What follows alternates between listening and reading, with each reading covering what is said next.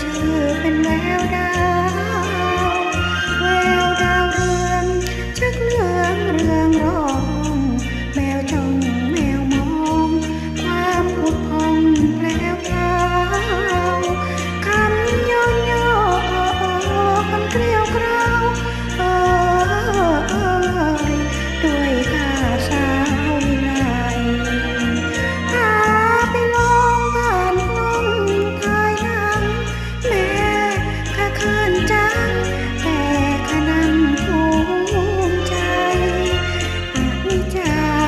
ข้าไม่ทันดังได้ถ่ายมาถ่ายไปท้องข้าใหญ่ขึ้นมานางดาวเรืองหรือนางแววดาว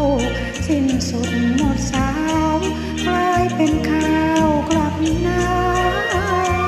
นางดาวเรืองโดนให้หนุ่มแซวมาเรียกพี่มาดาวโร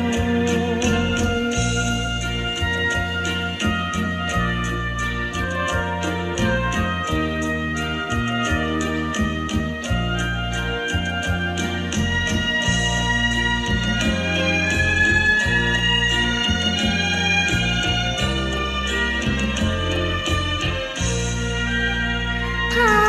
ไปลองผ่านกล้องถ่ายหนังแม่ข้าเขินจัง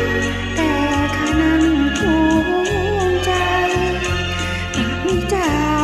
ข้าไม่ทันดังได้ถ่ายมาถ่ายไปท้องข้าใหญ่ขึ้นมานางดาวเรืองหรือนางแววดาวสิ้นสุดหมดสา